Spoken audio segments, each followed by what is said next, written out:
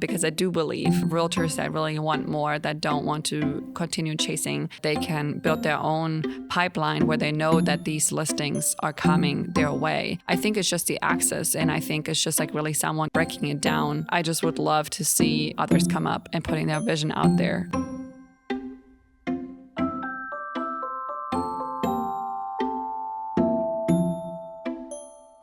Welcome back to the Business of Homes podcast. My name is Michael Conrad, and each week I get to share amazing stories of folks in the mid-state here who are doing really cool stuff around real estate and business and development and all the little things that touch homes.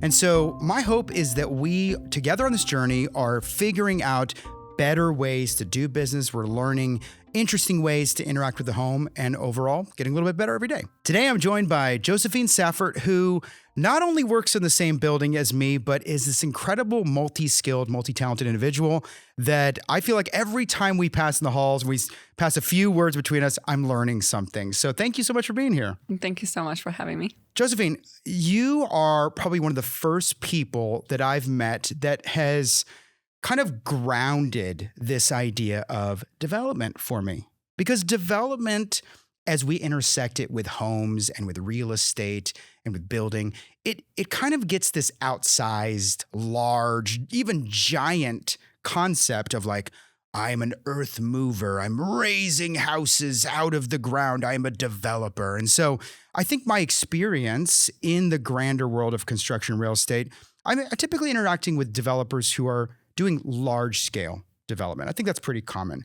But the truth is, there's a lot of boutique, smaller development shops that are popping up, infill and small developments all around the mid-state region, and you're one of them. And so I want you to help me tease out, not only for our listeners, but really for me, this idea of like, what is a small development shop as opposed to, say, Drees Homes or something, one of those big guys? I think so in the development world, you probably want to define small because because I just had this conversation earlier this morning with one of my mentors. And, you could have a development shop of 5 people or 3 people managing $500 million of real estate. Oh, my gosh. So, define small in the terms of like, people, or really asset based. And I think people underestimate what, a few great people can do. Amazing. Okay, so back up here because you're right. We're talking about 2 totally different things. Number of people to leverage their time, knowledge, systems to build a house, 2, 10, 100. And then we're talking about small, big versus how much assets under development are we building, say, in a year's time. And so I guess in my mind, when I'm thinking of developers, I'm thinking of these big national builders that are dropping, homes in the hundreds and thousands, into a geographic region. But obviously price is a mitigating factor here. Where does it intersect with you? What's your story? I own Sapphire Development Group, and we're really focused on urban infill, so 10 to 15 minutes around Broadway, Nashville. Nashville's push for urban development, I think, really started more so on the residential end, and then it started filling in more on the commercial, right? Because like ultimately you need the traffic to promote more commercial development. So, it's sort of a domino effect, I think, right? And so I think for, me and Sapphire, we started on the residential end, and now we're trying to get into larger and larger projects, right? Because we've really understood well the residential side. And now, I'm super interested in developing really multifamily, like also vertical, right? Not just townhomes or like luxury products. So, I think Nashville is such an adult playground where, you can really put your mind to something and then make it happen. And so I think for a young developer here, the opportunity is still very endless. So let's back up because you are so experienced in this that I am like having trouble keeping up, because when we talk about a development shop, we're not just talking about a real estate professional that is taking an existing structure, changing it, improving it, and putting it back on the market. We sort of term that flipping, I suppose, in a lot of ways. And we're not even necessarily talking about simply just taking an empty piece of land that has maybe accidentally remained empty in an urban environment and building a house on it. I suppose maybe that's the most basic rudimentary form of development. But there is this inherent idea, in my mind at least, in a developer, that they have a vision and that they're looking at the larger social fabric and saying, okay, well, what's the highest and best use of the land, not just in this one parcel, but maybe I need to start adding connected parcels, or I don't need to see this street as merely a strip of old houses that can individually be renovated or rebuilt upon, but maybe this could become something else, or this is now a corridor for commercial traffic, so it maybe is better use. So a developer is someone who is looking at the larger sort of urban planning, but is also looking at highest and best use, in this case, of course, in residential, but also coming up with creative solutions. Let's not just put a box there. Let's come up with something that is visually interesting. Let's come up with something that's functionally interesting, or maybe at least just interesting to a certain subset of people that we want to attract for another reason. And so, I mean, I love thinking about this and talking about this, but it all feels really beyond what the regular real estate professional is able to do. Yet you make it sound like it's really easy, but I know a lot of people, myself included, in real estate that have a lot of experience, thousands of transactions, but like, man, coming up with all of those different factors, holding them in tension, and then like, where do you get the money? Who do you get to do the building work? Like, who are you selling it to? There's so many connected pieces. It's way different than just advocating and representing buyers, or advocating and representing sellers, or conveying real estate from one party to another. So how did you begin to wrap your mind around it? Did you come from real estate and get in development, or did you come from somewhere else and get in development and have kind of backed into real estate? I like what you said earlier too. You know, I mean, a developer is someone that has a vision. I think that's really where it starts. Someone that really understands like urban planning at its core and what people want. At the end of the day, it's a people business backed by numbers, right? And so the backing by numbers, that's where I come from. Okay. So I have a finance background. And so I'm from Germany. Family still lives over there. But I've traveled a whole lot. I lived partially in China, you know, Europe and New York City. I came back to Nashville. So all of that to say that I think I needed that journey to understand like urban planning better, having just like seen, you know, various forms of how people like to live, right? And how areas like grow. And I've seen some areas, you know, in my life that have a lot of growth, right? Like, I mean, living in New York City is a whole nother beast. And living, you know, in Beijing was a whole nother experience. The density on another level. Right. Talk about density, right? Yeah. But you need the density if you want any kind of affordability. So, so my background really primarily is from finance. But, you know, I graduated in 2016 with a finance and international management degree, and then ended up moving to New York and, you know, joined a tech startup. I full-time networked the private equity, venture capital, and angel investor side there, and really quickly understood and learned that process of kind of connecting all the different variables and puzzle pieces together and build basically something viable, right? And so I was in a green card process, and at the end of the day, I needed, you know, something also that could materialize much faster, like really building a business faster. That was sort of like what I had to solve when I started. And so in 2017, I had that opportunity to move back to Nashville, and that was, you know, a time when the market was just so ripe here. It was absolutely apparent, I think, to even maybe the last ones that Nashville real estate market was going to take off, right? I think I always like to reference sort of the 2014 generation of developers, because, you know, they had, you know, an opportunity to get to land at like, I don't know, $30,000-$40,000 a pad, or, you know. Yeah. And so when I came in, we were like more so at like 60.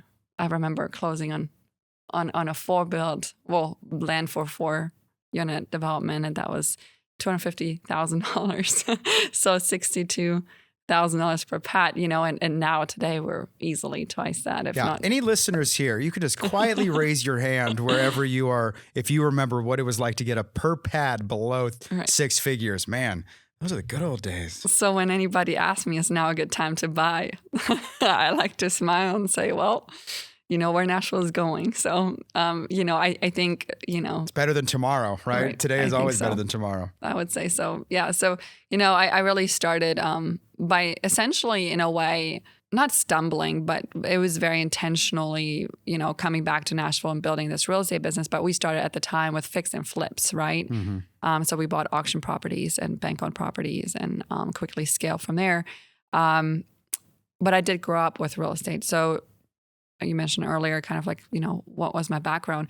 I understood real estate because I grew up with my father in showrooms and interior design. And so to me, the points that you brought up earlier, how do you connect sort of the vision with, urban planning, with capital, with like design? Like for me, it's been sort of a full circle type journey, right? I grew up with design, and through my father's kind of entrepreneur journey, I really wanted to understand the capital side and own that. And I didn't want to be dependent on anybody else for that. And so I mastered that for me, like, of, what I wanted to do. So, then from 13 to 18, worked in an architecture shop, kind of learning a little bit more on the German end, the multifamily, and really thought I was going to be an investment banker until immigration pulled me in. Okay, we're doing this now. And then really by trial and error, figuring it out. So it all just was really connected at a very young age. So I started when I was 24, 25. So. It's so interesting because I've met a lot of architects and designers, interior designers, capable real estate professionals with vision, I would argue, who are not developers. I myself would be, I would probably call myself fairly speculative. Certainly I come from the built environment, the construction background enough to know how to drive costs down on that side of the formula. But a sticky part of this grander sort of constants and variables is money. It's so interesting. I've met folks of all walks of life who've said coming to money and allowing that to fuel projects is easy for them. And I've met just as many, myself included, who are thinking that's just as like a mountain that can never be climbed. So this finance background and understanding like how to bring capital in and have it work for you, and not even your own capital. I mean, to be clear for listeners here, you are not leveraging necessarily your own capital. That may be part of it, but you're using outside capital, correct? I started by raising capital from the very start. And is that something that as you level up into different stages of development that you have to sort of go back to that well and look for, capital to work with? Yeah, I think, learning how to raise capital, I think is instrumental to creating any kind of scalable business. That's just my point of view. I think, of course, you have great product businesses where you sell product, you generate revenue, you reinvest. But I think, in real estate, a lot of things are backwards, right? If you think about a general real estate agent delivers all the service in the hopes that they get paid eventually. Mm-hmm. At the end of the day, you have to deliver the service for, a month at least, a lot of times if it's not a cash buyer. And then you get paid 4 to 6 weeks, 8 weeks later. And so I think like in real estate development and real estate, it is beneficial when you're able to raise capital and, are able to access sort of that scalability up front. If you start with your own capital, then you're always going to be limited because, unless you have infinite funds available, right, you have a ceiling.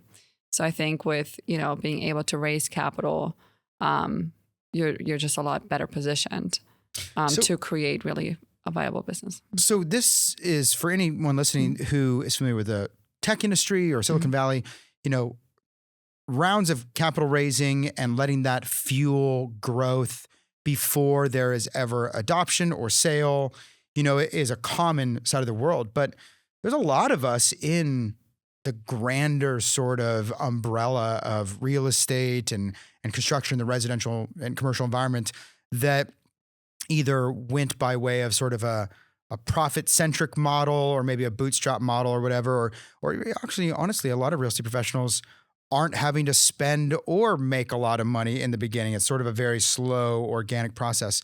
And so this is, in fairness, unfamiliar to some relatively large subset of real estate professionals, this idea of like, well, let's raise a bunch of money. And then our conversation isn't about like profitability so much as is it burn rate, you know? And so how much of that is this squeeze that, you know, you hear about hard money lenders that, you know, have these really high rates, for borrowing. And so do you ever feel like you're squeezed on those capital calls, on the front side, or is that something that you just learn to live with? No. So I think I do want to clarify a few things. So, I mean, at the end of the day, you only raise capital successfully if you can show profitability, right? So we make sure we have a lot of protection and buffers there to our profitability. And I would like to avoid ever making a capital call. So in general, you've got to put a deal together where you can show strong profitability. And I would not suggest raising any capital if you don't feel like you have the knowledge. I know Katie Morrell talked about that as well. You know, you really want to have the knowledge to back it up that you can deliver on what you said you're going to do. And so we raise more like on a deal-to-deal basis, right? So when you compare the tech startup world, Silicon Valley, with the real estate, like here in Nashville, it is very different raising venture funds to back your company versus a deal. Correct. So ours is deal based, and so that has layers of protections as well, right?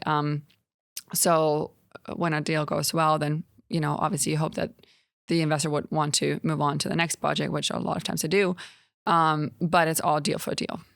Do you feel like you are ever fighting a rolling clock on that? Because there obviously is a culmination of a final product that's finished, and then there's a sort of an intermediary period that you can't fully control about how fast something sells. And so, the deal timelines that you put together based on the money that you're raising, make some protected assumptions, I'm guessing, but is that clock fighting you ever? You feel Yeah, like? of course. I mean, I usually even have my deal structured to that if I perform in the timeline that I think I can perform in, that, I mean, I basically get a promote versus like if it takes me longer, that it favors the investor.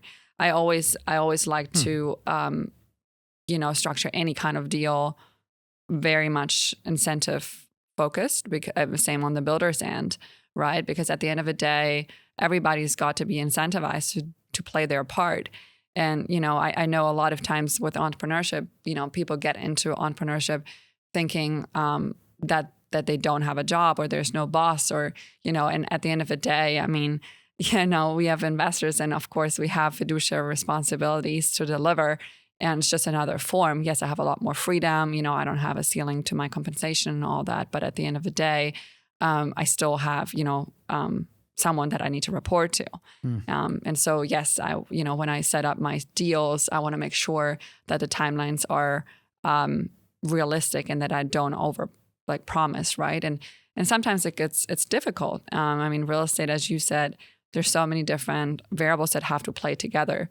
But I think that's where it comes down to building the right team, surrounding yourself with the right people that can deliver. Okay, so development becomes really more about being able to properly structure a deal, build a formula, properly forecast, put together a great team, and being able to know where to look for the opportunities.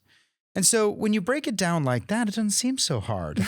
That's lovely. And yet there's, a lot of people, again, myself included, that aren't going out and immediately starting and doing this tomorrow because there does feel like there's this sort of barrier in there. So I guess maybe the question I'm having is, why aren't more real estate professionals going into development? Because this does feel like a natural progression, at least the way that you have so eloquently put it. Because if you know real estate and you know neighborhoods and you know comparative market analysis, and you have been a participant in conveying property from one person to another, and you know what buyers and sellers want, and you've had conversations with financiers we call banks, then you've played with all the blocks in the toy box, but you haven't stacked them up to be the developer. And so why is it, as you have in your view of it, why is it that more real estate agents aren't naturally becoming developers? I'm glad you asked. Because I think it's the access to knowledge, and generally, like, developers don't really share what they know and how to get into. I don't like to come from a fear-mindedness. So I started Developer Academy, where I basically share everything that I know, because I do believe that actually, realtors that really want more, that don't want to continue chasing clients, or even wholesalers, not continuing to chase contracts, that they can build their own pipeline where they know that these listings are coming their way. So they're able to create a supernormal vehicle of overall income and revenue, right? So I think it's just the access, and I think it's just like really someone kind of like breaking it down. I had to learn everything by trial and error, but at the end of the day, I found great people locally and and nationally that have, helped me understand what I needed to know to get to where I'm at today. And I do believe in giving back. I've always been very, very open in terms of like coaching, mentorship, and trying to help also other women come up. And we need more women in development. And I think it's also something that, unfortunately, and I say unfortunately because I wish it wasn't that way, but I think a lot of times women have to see that someone else has done it that kind of really maybe looks like them. Men just go for it, which, I just would love to see, others come up and putting their vision out there. Yeah, there's a confidence piece I think you're talking about here for all parties, but, particularly women in the way you term it, is that without that knowledge, it takes a certain amount of a leap. And that can be hard, and you're right. As I think about it, I'm thinking about all the influencing people out there in the world, famous and otherwise, on Instagram or whatever. Like, who are these developers that are breaking the information down and commoditizing it for us regular people? And I'm struggling to come up with one off the top of my mind because it's just not a subject that I see a lot. The TV and these channels have given us a lot of access and insider sort of information into the world of real estate or repair, but not development. It appears to be just a level above in complication that's maybe hard to present or hard to discuss, or maybe it's hard to speak about it nationally. And our world feels like a much more national conversation. The people who are doing business, say in real estate in New York and in California, they're still talking to the real estate agents in Omaha, Nebraska, and in Nashville, Tennessee, and vice versa, because there's a certain universality, at least of the conversation, even if it's not totally universal in practice. But in development, different market dynamics, the speed, the demand, the integration, or even like the city fabric or the state rules and regs, these are all really different. And so I'm assuming development does really tend to look pretty different in New York City than it does Omaha, Nebraska, or Nashville, Tennessee. And so, I like that you're building this access to information. You said it was called Developer Academy. Okay, well, we will put that information in the show notes for any listeners here that want to get more information on that, or maybe learn from themselves what that looks like. But what is one of those little nuggets you can give me right now? Something you had to struggle through learning that now you're turning into a lesson to be taught to others? So there's so many lessons that I've learned the hard way over the years. I mean, I've gotten burned by builders. And so I, educate and coach on just like how to set up like those agreements like differently, how to manage, also that process. But also like partnerships, right? at the end of the day, pretty burned by that. Unfortunately, I broke off from my former business partner, like pretty much lost everything in 2020 and really restarted. So I've done it now twice from scratch. And to your earlier question, actually on like the capital side, the ability to raise capital is what also had me do it all over again very quickly. Because the skill set that I've learned over the years, and I realized is actually just more over the last few years, is so valuable that it's a multi-million-dollar skill that nobody can ever take away from you.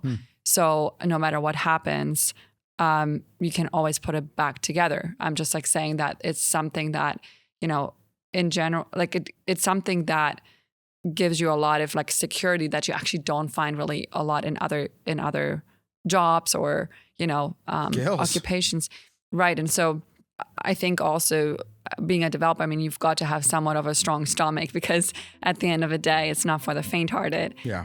But knowing that, you've always got yourself to figure it out. You've always figured it out before, and you can leverage your skill set, I think is actually like really unique. And I've always loved that about real estate development.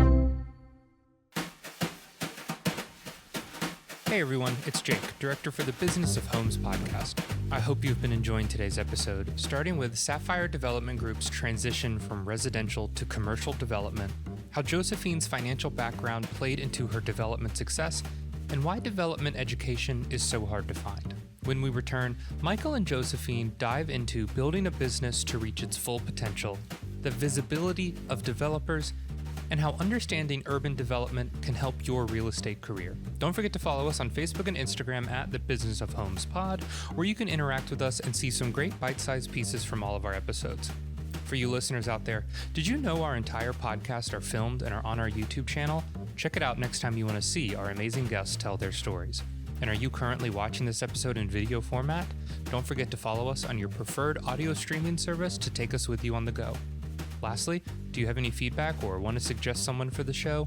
Email us at thebusinessofhomespodcast@gmail.com. Please enjoy the rest of today's episode with Joséphine. Let's get back to it. As you grow and you build a business around yourself, and this is not, uncommon to any part and piece of real estate or construction. If you grow a company and you build systems and structure and employees, you're going to get to a point where it's harder to completely stop and start again than it is to continue. And all of a sudden, your risk tolerance changes, because the profit that you have made, or the lifestyle changes that you've made, or even just like the fate of others that are now in your hands, to lose your current structure down to nothing, to crumble it down to nothing and then restart, is really scary, really difficult, sometimes feels impossible, and might even financially be such a long road that it might not even be possible to do it organically.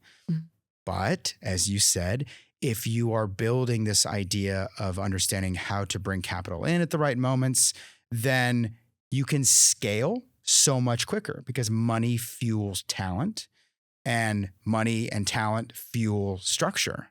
And so this, for anyone listening, this is a really interesting concept, that if you can learn this skill of how to bring the right money to the right situation or structure, then you have a security and a sustainability. I'm not gonna say that's better than like the experience and structure that you built, but it's a incredibly helpful skill that almost helps you avoid a total loss that you can't come back from. So I will say this, that, in my former business partnership, I mean, I had to go through of how things can go very south and how you bounce back from it. And at the end of the day, I think it stands and falls with you that, I make sure that, I want to make sure I do what's right. And that at the end of the day, that, what I said I wo't do, that I do. And so I don't take this lightly, as in like managing retirement funds or, self-directed IRAs and really, funds of high net worth individuals that, either inherited the money, have obviously like earned well and like saved up. At the end of the day, like, it's a lot of responsibility. And I don't take this lightly.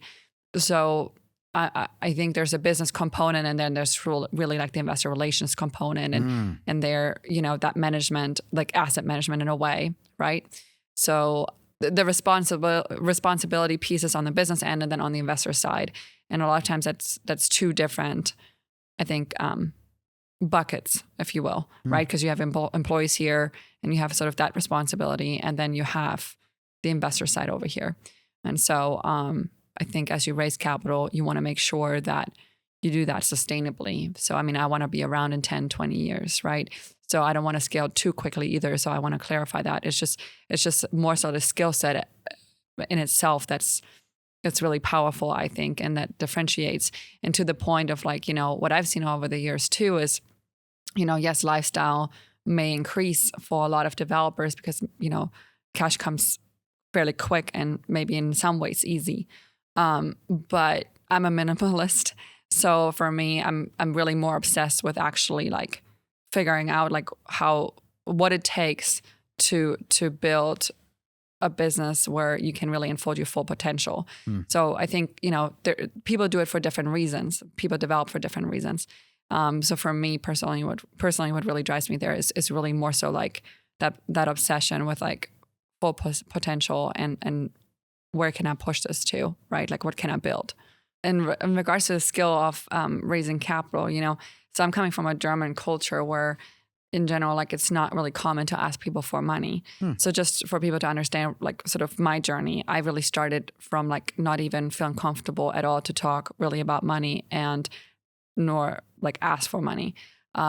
Just when I, was recruited as a college athlete here and had to start going out and fundraising for like, the team and good causes and whatnot. That's actually, that was the first spark of even understanding, oh, hey, what? Like here in the US, you can actually fundraise and like, friends and family are, funding or funding, I don't know, these things. And like that's not the culture where I'm coming from. And so for me, so that was the first like kind of spark of just getting more comfortable with like, okay, these are more like nonprofit efforts, right? And then going to New York and seeing sort of that true like startup culture, from Microsoft, Google, and all the brunch works, she works, and whatnot, and seeing those pitches and putting that together with that business aspect, it was just really powerful. And then getting really comfortable with figuring out what is the minimal viable product, and then how do you connect that value proposition with what investors are looking for. Yeah. So it was really an absolute journey. And then later I translated that to real estate, right? So I started really from absolutely like no understanding of raising capital. So I think here in the US, a lot of people have a leg up because they've, fundraised for college activities or kids activities or whatever it is. And so that's not necessarily common. I mean, we don't even have a wedding registry in German in German culture, really, we don't really ask for anything like that. So just to give perspective. No, and it's an interesting perspective because I think you're right. I think we do have a more common understanding of applying friendships and family for kind of that small fundraising ask. It does get dicier when you start to ask strangers for money for business. That feels a lot bigger stakes. So yeah, that's interesting. But I will say, at the end of the day, you're doing them a favor too, right? Because capital is more commodity than what people think. And at the end of the day, accredited investors, high net worth individuals, they have to deploy their money, right? Like otherwise they're not going to earn any yield, any return on it. And so they need operators like us. They need the people that really have the vision and to deploy it with and multiply their funds for their family. So at the end of the day, I think, we're offering valuable like propositions there on, building communities, improving, urban spaces that at the end of the day is kind of a win-win. So I believe, in order to raise capital successfully, do a deal successfully, it needs to be a win-win. So is every developer that's doing small, medium-sized development in the metro thinking about this higher level of societal fabric and like balanced value both to end user customer and investor? Is everybody doing this? Because this doesn't seem like a common conversation. I believe Nashville developers are doing a great job with it. I do believe so. I mean, I think it's overall a pretty tight community. And I've met really great developers here in town. Also some other guys coming in from outside. And I think that's something that's been sort of the magic around Nashville, that, people move to Nashville because they all kind of share like that commonality to do something bigger, to improve and have impact. And so that's what I love about Nashville. That's, I think, what also draws a lot of people to Nashville. Just had a conversation actually earlier this afternoon because I kind of got that question, why Nashville? And I think that's a really big differentiator compared to other places because, in New York, a lot of people are just about themselves. I don't think you really have that necessarily in Nashville to that extreme. Yeah, it is an interesting balanced culture where there's a real connectivity and a social fabric because it's kind of born out of that Southern culture. But it's way more metropolitan than it was, 10, 15 years ago. And so there is more of a hustle culture. And so somehow these things have really blended into an interesting landscape, most definitely. So I think a piece of this larger puzzle as I'm working it out is got to be the visibility of a developer in the larger sort of real estate landscape, as opposed to say, 50 years ago or more. I think the developer of yesteryear was sort of this cloistered in an office, sort of big wig, probably some white man, kind of a thing. And there may have even been some sort of good old boy quality to that where, everybody's sort of scratching everybody's back behind closed doors. But I think what you're driving at is that there is a visibility now where you've got to be on social media and the world is wanting more transparency out of you. And so you certainly represent something different than some of the developers I've interacted with in the past, an openness, a more social awareness, even sort of like managing your brand, from what the product that Sapphire is developing. So help me understand more of kind of how you've gotten to where you are. Yeah, I believe that, there's definitely been a tremendous change and push from the baby boomer generation to now millennials to now Gen Z, right? And I'm even seeing this as a millennial, seeing how now really young guys that are more Gen Z pushing sort of their development businesses. And I love what I'm seeing. I think it's just so inspiring because they're changing their families' lives, right? And they're just setting a whole nother trajectory for others to come after. So I think that within the baby boomer generation, that it wasn't probably really common to share and pass knowledge down to others to learn development, right? And we're talking here about realtors, we're talking about wholesalers, other real estate professionals, right? I don't think there was really that interest of why teach a realtor to learn how to develop. They're great at selling homes. They're great at, bringing buyers. And I think that has changed. I believe in more collaborative approach because at the end of the day, I think we're stronger together. And I think now for the next 5 to 10 years, I believe that the next sort of also currency is really attention in the sense of building community and sharing, passing on what to make someone else better. Because especially after COVID too, right? I think we all want to feel community and it's more fun to do it together. I love the realtor events we have, the Brokers Open, and seeing also how they interact with our product, getting feedback. At the end of the day, I think when we develop now, especially luxury homes, or townhomes, having that access to instant feedback from realtors is so valuable. And having a brand, having, sort of that social media outlet, it helps just evolving and learning so much faster. So I think it's only making us better as developers, to put out better products that really people want, and B also to then sell it more effectively. And yeah, so I think there's just that generational sort of shift from generation to generation.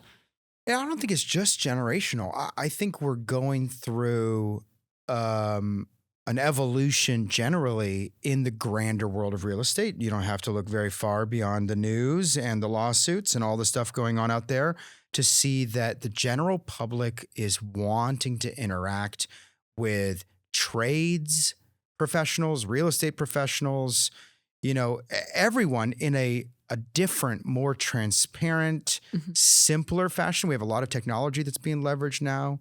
People are just more aware of kind of everything, to your point, in social media. And so I think that in some ways, this is sort of a charge to the realtor out there to say, hey, as you're continue to evolve as a professional, make sure that you're not neglecting these adjacent skill sets and information and knowledge so that you can continue to build value within your own business. Absolutely. I think, so I'm going to add to this because I think that, as a realtor, you understanding, learning like zoning, understanding urban planning only makes you better, even if you don't necessarily want to develop. But even if you want, for example, more investor clients, or you want to speak more intelligently about what's happening, or what the max use of a property is, you actually just have only benefits by learning at least the basic understanding there of development, right?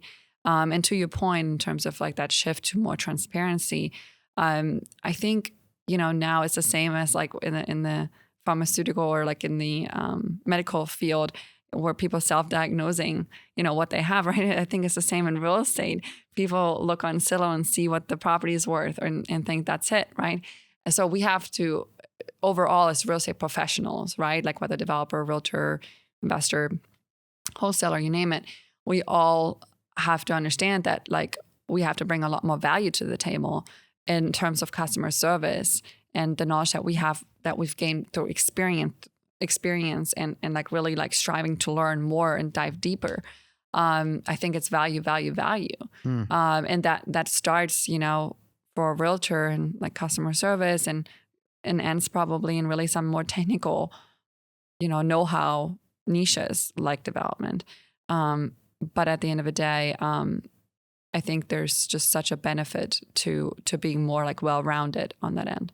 But let's get away from the touchy-feely of well-rounded and get right down to numbers, because at the end of the day, I think you're hinting at a pipeline that you're creating for yourself. There's a lot of conversation out in the world in real estate about leads and like, where are you getting your leads and like, how are you farming your sphere to create leads and all this kind of stuff. And the truth is, could be said that nobody kind of makes leads out of nothing. You don't just go, poof, there's a lead. And yet almost in development, there is a bit of like, poof, there's a lead out of nothing, because instead of conveying a product, and effectively your whole focus is the people who are going from buyer to seller or whatever, you're now creating a product instead of simply conveying one. And so the leads kind of begin to pop up out of nowhere, so to speak. You're creating new people in your sphere out of what would have been strangers, because they're coming and viewing your product, or they're maybe buying your product, or maybe they're later selling your product. So, there's definitely a way to truly actually generate leads out of nothing, whereas in traditional real estate, buying and selling agent, no, that's not possible. No, that's a lot of what we kind of preach is like, I got my realtor license just way later because initially, like, first of all, it wasn't really necessary, but then also, there was this benefit to kind of like also list our own properties, especially like on the really true residential end, right? Like now as we're growing into like larger deals, it's a little bit different too. But we work with a lot of other realtors too, right? Like we love to collaborate. So, again, like Katie Morrell, Deborah Volley, like I love those ladies. We have such a strong network here, and I think it's important, but certainly like as a developer, you kind of have leads popping up left and right because people see the building process too, right? So like you buy land and you can put your sign in the yard, right? And now you have 9 months, 12 months, and you get all that traffic, right? And people calling in, oh, what's happening over here? The neighbor's like, oh, what's happening over there? And as long as you're really present and you network and you make an effort, you meet a lot of people just naturally, right? And then later on to what you also refer to is then the brokers open or the actually finished product type interaction. So you just have a lot more visibility that way, right? So obviously now like listing our own product is already, is definitely a significant volume. And then we still have also the investors that we work with, that are looking then for property or like buy or sell both ways, right? Right. And so again, I think like as a realtor, you're actually absolutely best positioned to learn how to develop and do your own projects. This is lovely because we have but to look no further than the traditional sort of business industries to borrow their ideas and bring them to real estate, because we're talking about visibility. We're talking about branding. We're talking about an extension of people's everyday awareness of you. And here's the cold hard facts, folks. Real estate becomes an accidental game of roulette a lot of the time, because if you're not top of mind at the moment where that person over there is wanting to buy or sell, and that other person that they barely know is top of mind, they're going to use them. The repeat business in real estate percentages we know is poor. And so how better then to be top of mind than by literally simply having more impressions, more brand awareness. If you are touching more things, doing more things, or your process is longer, or people are coming to you in different avenues, the number of leads, the number of opportunities, and really just the number of moments for you to be top of mind just goes way up, almost exponentially. It's not even like linearly up. And so this is a great reminder that if we simply look at, well, how often can I interact with my potential sphere or my leads out there? That's a better chance for me to be doing business with them on a variety of fronts. Give yourself the Swiss Army knife opportunity to be working with you at all these different things. It's a bit of a vertical integration. We've talked about that here on this podcast in the past, that if you jam more skills and knowledge into yourself as a business person, you give yourself a better opportunity to monetize along the way, as well as for people to enter into your larger whole from different avenues. And so, yeah, this is a good reminder that development is not like a cousin to real estate. It is real estate, and it's as much of an overlap to the traditional buyer and seller agents out there as they want. No, I mean, I think you put it very well together. We've laid down all these charges and challenges for people. So let's give them the facts so they know what to do and where to go. First of all, you got to find Sapphire Development and Joséphine Saffert on social media, on Instagram, and follow her. But tell us a little bit more about Developer Academy, where our listeners here, who may be from all around the country, can check out some of the stuff that you're offering to better themselves as business people. Sure. Yeah. So I basically created a 4-month program in which we really teach you from A to C everything that you need to know about real estate development. So my goal is to get you really fully comfortable with doing your first project, and preferably without any cash of your own.